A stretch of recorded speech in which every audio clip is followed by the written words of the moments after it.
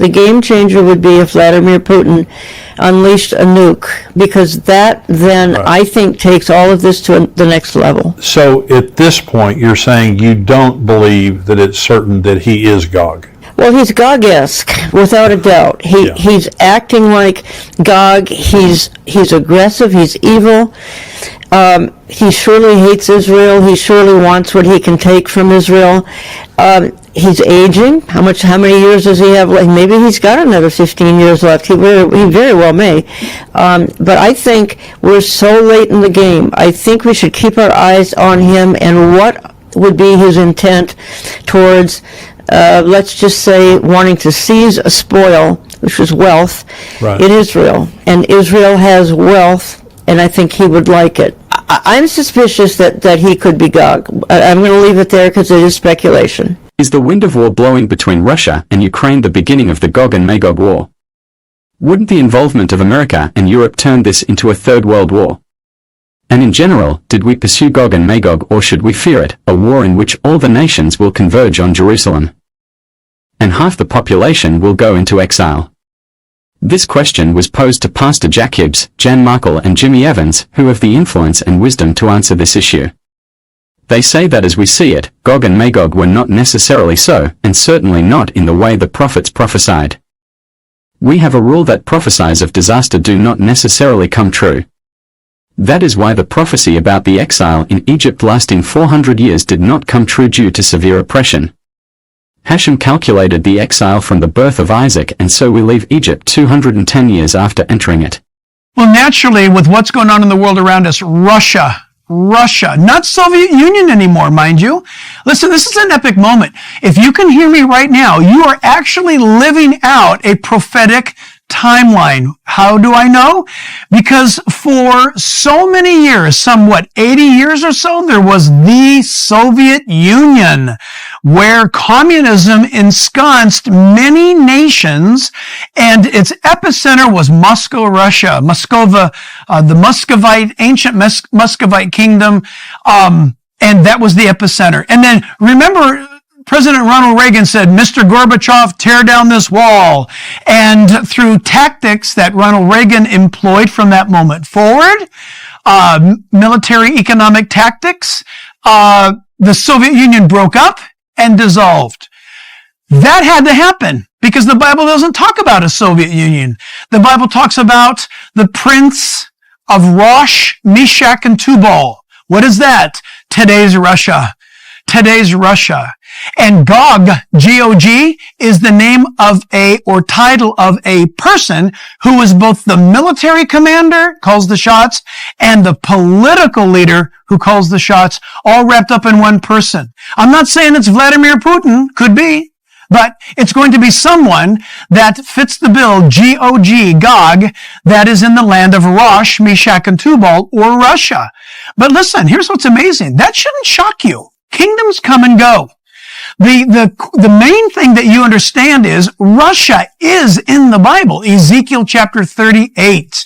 The GOG prophecy is meant to be fulfilled at the approach of what is called the end of days, but not necessarily the end of the world. Jewish eschatology viewed GOG and Magog as enemies to be defeated by the Messiah, which would usher in the age of the Messiah. One view within Christianity is more starkly apocalyptic, making GOG and Magog, here indicating nations rather than individuals, allies of Satan against God at the end of the millennium, as described in the book of Revelation. A legend was attached to GOG and Magog by the time of the Roman period, that the gates of Alexander were erected by Alexander the Great to repel the tribe.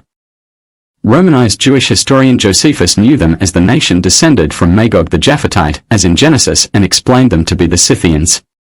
In the hands of early Christian writers they became apocalyptic hordes. Throughout the Middle Ages, they were variously identified as the Vikings, Huns, Khazars, Mongols, or other nomads, or even the 10 lost tribes of Israel. And so let's begin with Russia and the Ukraine, because this is a very significant thing. Some people saying that this is the beginning of World War III. So what do you think about that?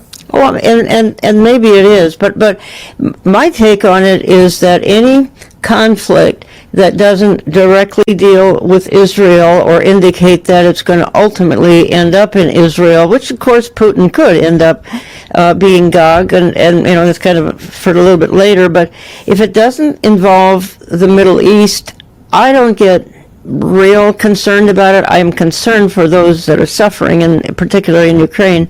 But I think the question, Jimmy, is Vladimir Putin going to continue this aggression and continue the aggression and not just keep moving and try to take, say, the Baltics and some of those countries, but is he going to set his sights on the mountains of Israel? Does he want the natural gas in Israel? Does he want their high technology? And we don't have an answer to that. He certainly could, but I say until a leader puts their eyes on what they intend to do to Israel by way of harm, by way of invasion, I just think that it's more wars and rumors of wars. Now, here's the game changer. The game changer would be if Vladimir Putin unleashed a nuke, because that then, I think, takes all of this to the next level. And of course, he could. He's threatened to do that. And he's threatening it. That is right. So at this point, you're saying you don't believe that it's certain that he is GOG? Well, he's GOG-esque, without a doubt. He's acting like GOG. He's aggressive. He's evil. He surely hates Israel. He surely wants what he can take from Israel. He's aging. How many years does he have left? Maybe he's got another 15 years left. He very well may. But I think we're so late in the game. I think we should keep our eyes on him and what would be his intent towards, let's just say, wanting to seize a spoil, which is wealth, in Israel. And Israel has wealth, and I think he would like it. So if you start to see him, and he's I'm suspicious that he could be GOG. I'm going to leave it there because it is speculation. The speaker believes that the convergence of global events, particularly Russia's actions in Ukraine, may indicate the beginning of World War III, but unless a conflict directly involves Israel, it is not a major concern, although the use of nuclear weapons by Vladimir Putin would be a game changer. Collapse. The convergence of global events, particularly Russia's actions in Ukraine, may indicate the beginning of World War III, but the speaker believes that unless a conflict directly involves Israel, it is not a major concern, although the use of nuclear weapons by Vladimir Putin would be a game changer. He believes that the person being discussed is acting like GOG. Is aggressive, hates Israel, and wants to seize wealth from Israel, and while it is speculation, he thinks it is worth keeping an eye on him. Russia is strengthening its alliance with Iran, a country known for its nuclear program and defiance of the international community, and it is uncertain where they currently stand in terms of obtaining a nuclear weapon. Dumping the nuclear deal with Iran was the right move as it allowed them nuclear capability and the ability to hit Europe and America, while also rewarding them with billions of dollars, which is a strong delusion and utter insanity in the end times. Because like Russia, like Persia, Iran, and like Babylon, Baghdad, these nations are key players in the end times.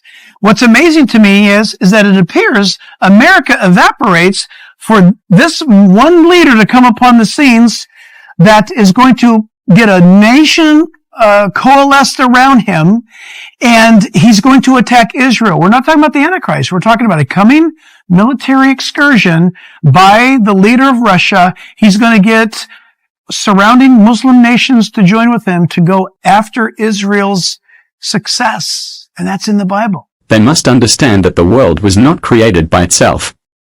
That man was created in the image of God and not of the ape. That we are all the handiwork of Hashem and should all unite as one, not fight and shed blood. And all that was made will fear you. And all created will bow to you, and all will unite as one to do your will with a whole heart. We also pray and hope and yearn that we will live to see, reign upon the whole world in your honor, and rise upon the land in your glory, and appear in the splendor of your majestic might over all who dwell upon your earth. And everything that has been made will know that you have made it, and all that was formed will understand you have formed it, and everyone who has breath in him will say, Hashem, God of Israel is king, and his kingdom rules over all. Thank you for watching. Please like and subscribe to the channel to update our best videos.